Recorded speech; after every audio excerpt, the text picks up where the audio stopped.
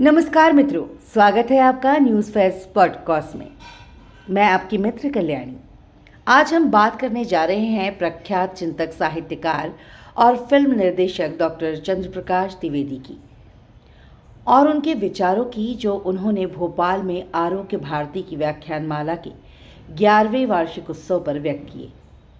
उनका ये उद्बोधन केवल स्वास्थ्य तक सीमित नहीं था, बल्कि ये जीवन दर्शन समाज और आत्मिक आनंद तक फैला हुआ था।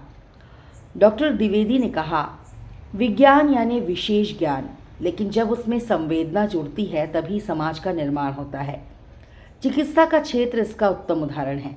डॉक्टर का पेशा केवल स्किल नहीं है, ये सेवा और करुणा से जुड़ा हुआ धर्म है।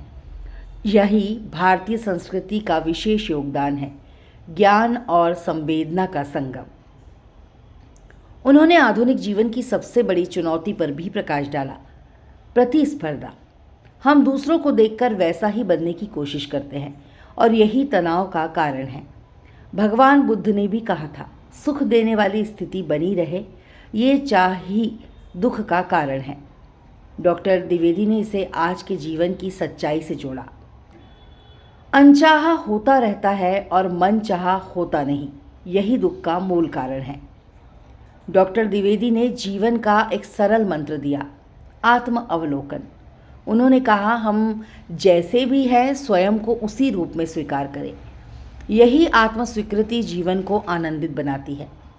उन्होंने नया दृष्टिकोण प्रस्तुत किया, I am not okay, you are not okay, but we are okay.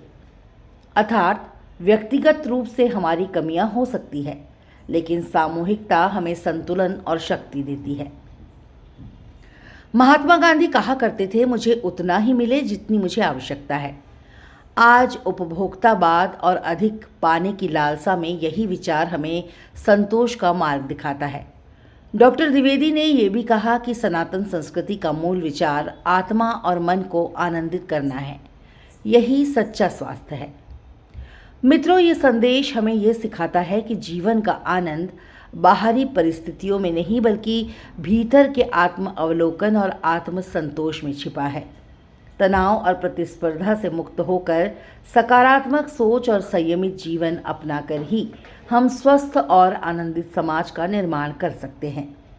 Doctor चंद्र प्रकाश द्विवेदी के शब्दों में, हमेशा दूसरों से तुलना मत कीजिए, स्वयं को स्वीकार कीजिए, यही जीवन का वास्तविक स्वास्थ्य है। धन्यवाद। अगली कड़ी में फिर मिलेंगे।